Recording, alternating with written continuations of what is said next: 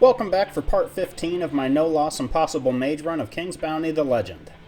In this video, I'll start exploring Hadar and Demonis to loot everything I can while keeping the fighting to a minimum. Most of the mobs over here are going to be stronger than me, but I should be able to pick off some of the weaker stacks as I explore the area. Once I have the resources I'm after, I'll be able to pick up some truly S-tier spells to supplement my spellbook. And I'll start recruiting some level 5 units to take over for tanking duties instead of relying on phantoms. With those strategy changes in place, I'll take on some more mobs on the way out before I move back to the islands to clear the parts that were too difficult before. Now that's a lot of ground to cover, so let's get moving.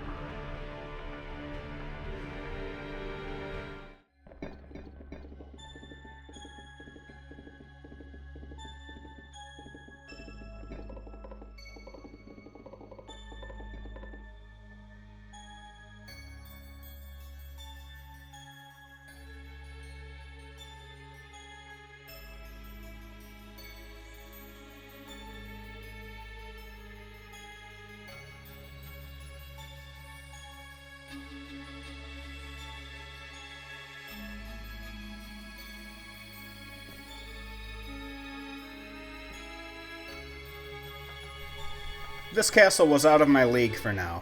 Some of the enemies were too high in level to be affected by the target spell, which made avoiding losses pretty difficult. I'll take care of this as part of my return trip later on.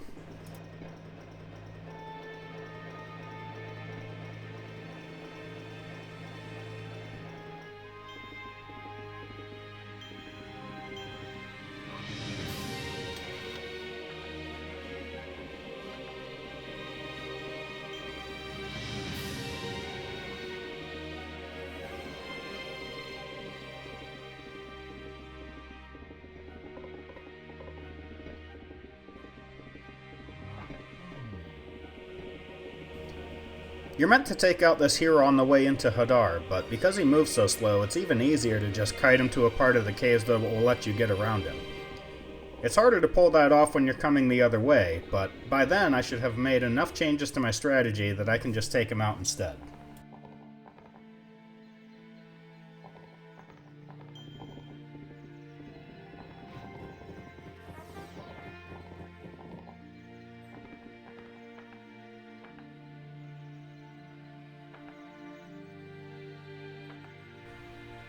The very first thing I'm going to do is sneak around some mobs on the way to unlocking the next spirit in the Chest of Rage. Her name is Lena, and trust me on this, she's a vital part of a good mage build. She offers her best ability right off the bat, Chargers, which places blue and red orbs randomly on the battlefield. Moving a unit through them will regenerate some of your mana or rage depending on which color it was. If you have another way of charging up rage, you can use the Chargers to regenerate mana in a near-infinite loop. And I feel like I don't have to explain why that would be such a good thing.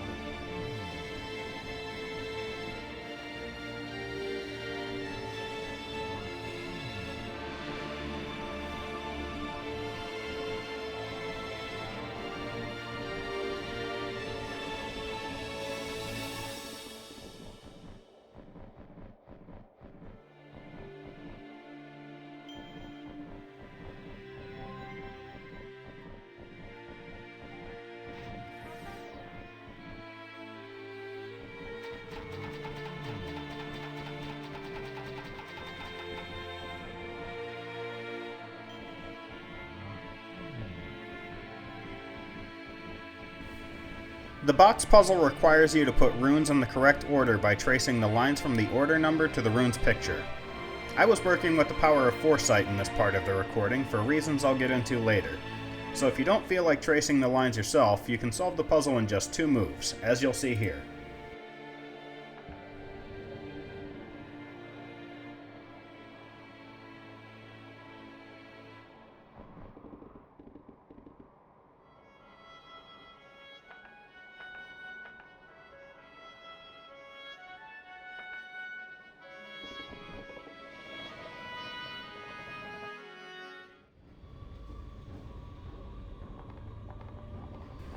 There's some pretty good finds in this shop, actually.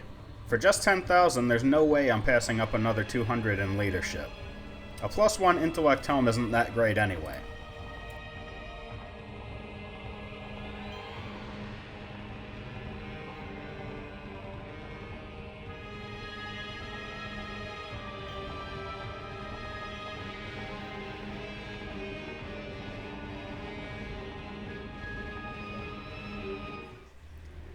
Reaper will warn you that the item he needs is close, but you can't get it until you complete the main quest in Hadar, which I'm not nearly prepared for.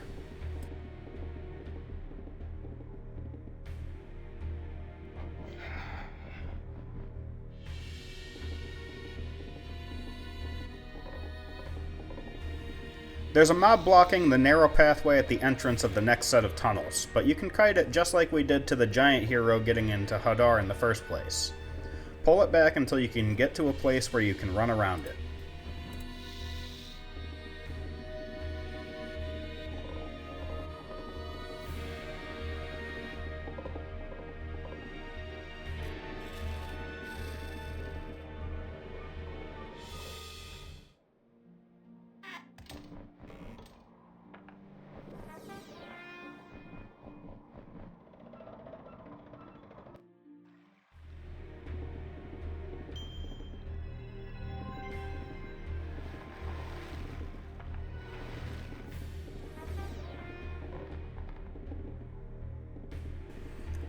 Now this here is a shop to keep in mind.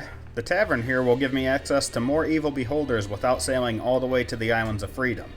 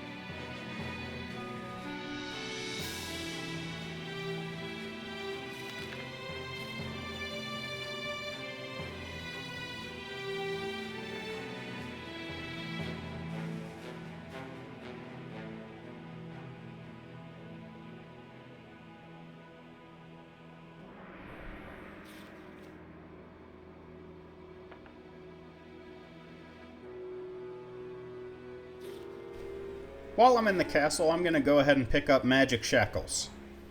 This spell is kind of a special case in that it isn't going to be worth using 90% of the time, but in that other 10% of cases, there will be no better way of handling the units you're targeting.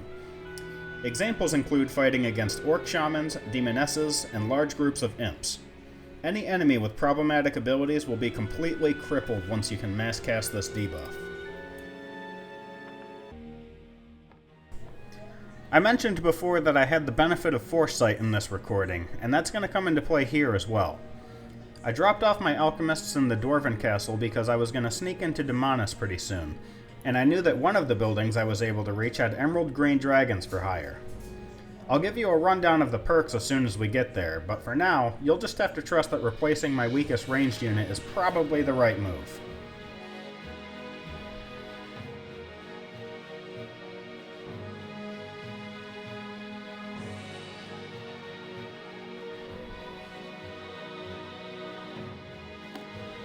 And lastly, I'm going to pick up the Gremlin's Castle before I leave.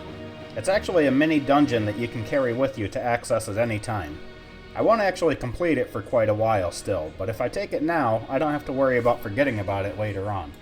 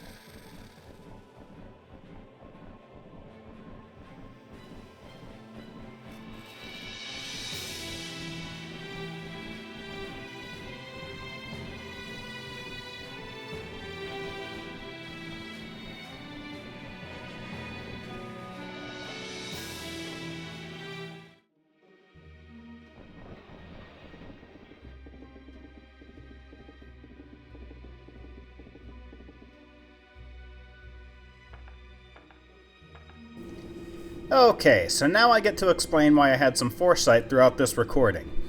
The elevator here takes you down to the underground lake, and the portal to Demonis is at the end of it. If you plan on sneaking through like I did, you have to be very aware of where the enemy mobs in this tunnel are placed before you take the elevator.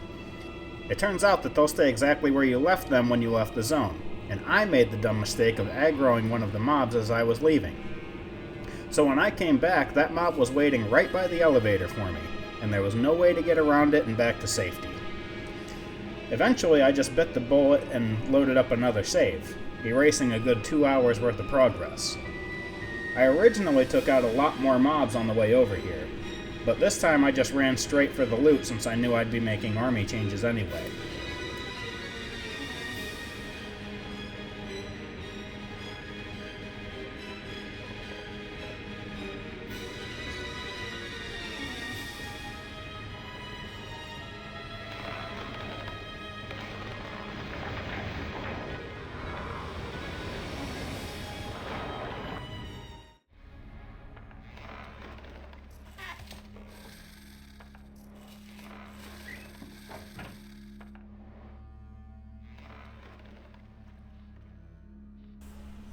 This vendor happened to have a roasted rat on hand, which increases mana and rage by 2 in exchange for minus 50 leadership. Take it from me, this trade is well worth it, so if you find any of these, go ahead and buy them. And actually, while we're on that subject, it came to my attention after the playthrough that you can buy these from the miners in Lucky James's hideout, so you may want to look into that if you're doing your own playthrough.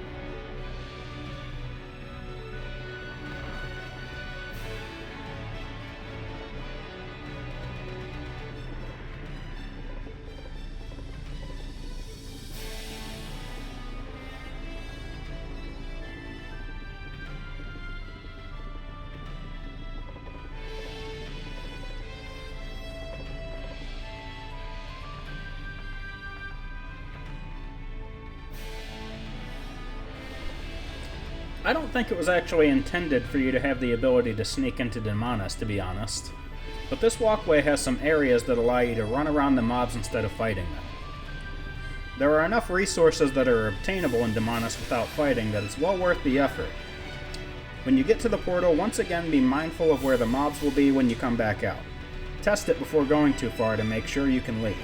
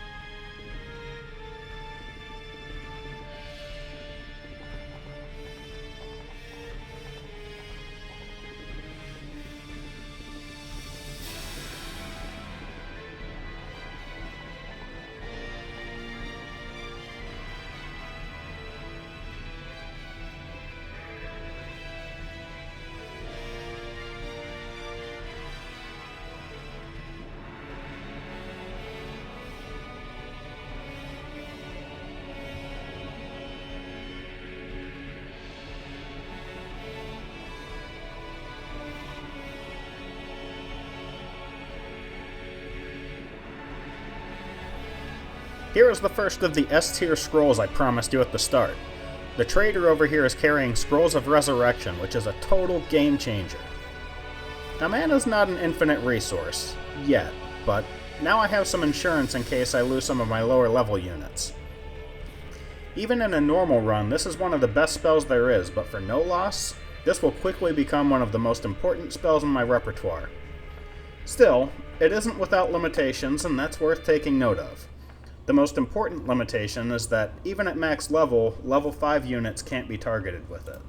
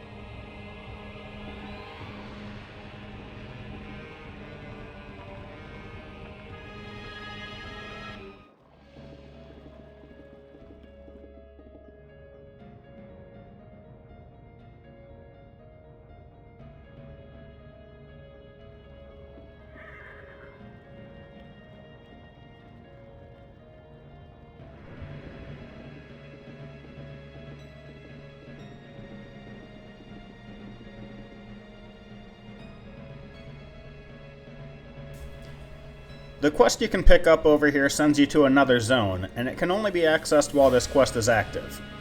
There are some dragon mobs over there and not much else, but most importantly, you can complete the quest without even dealing with the mobs if you'd like to. Doing so gives you access to the shop and a cool 8,800 experience points. Both of these things are way too good to pass up at this stage in the game, so I'm going for it.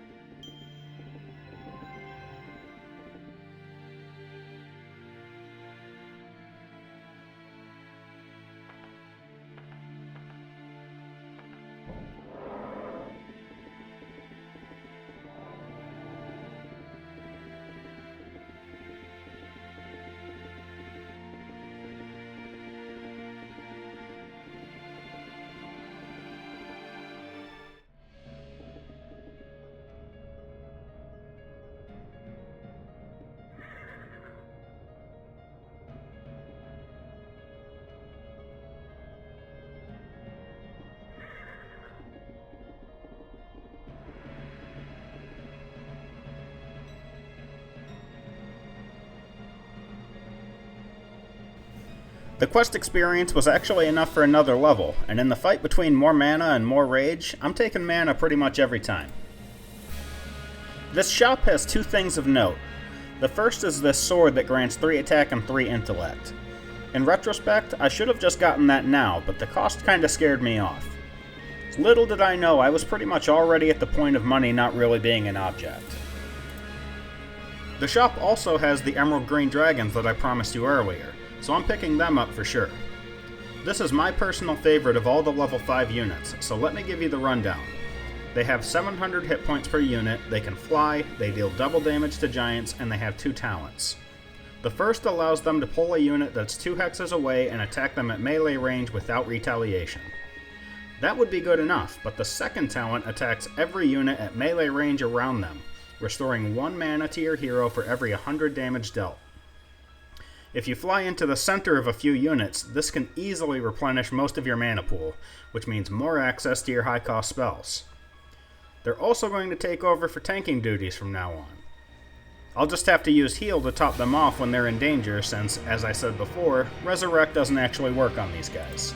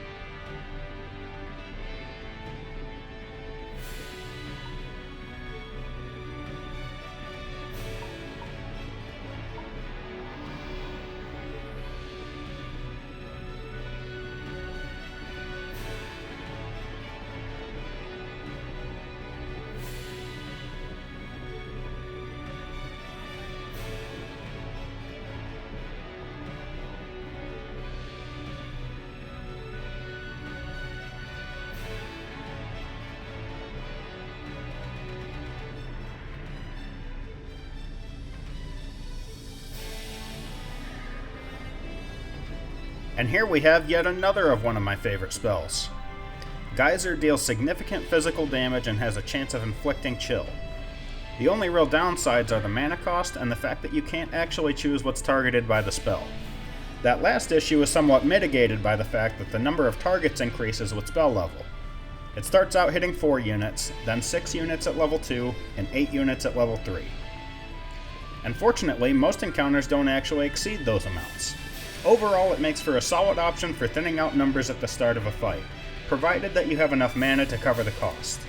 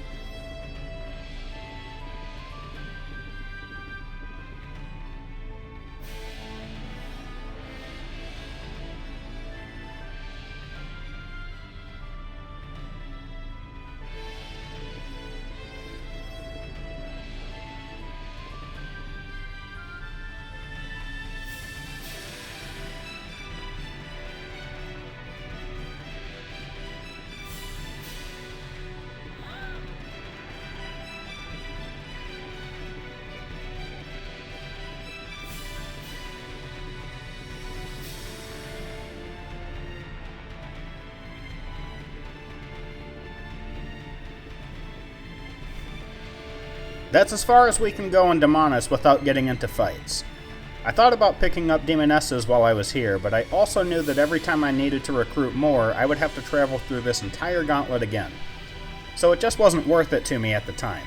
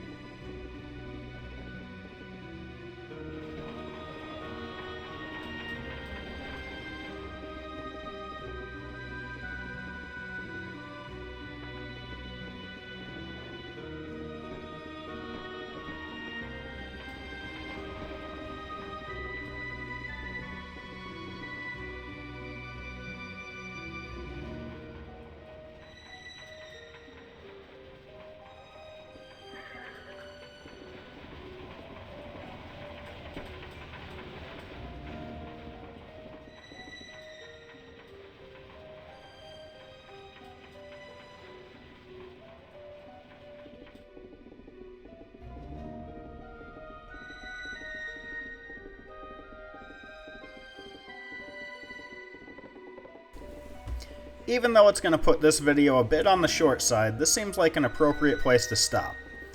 I was able to sneak my way through the more difficult areas in the zone, and I came out with a new army composition and some more spells. In the next video, I'll be using all my newfound power to actually take on some of the mobs near the start of Hadar, where the encounters will be a little bit easier. If you've been enjoying the long play, please leave a like or comment before you go to help boost the channel, and consider subscribing to see similar content in the future. Thanks for watching, and I hope to see you again next time.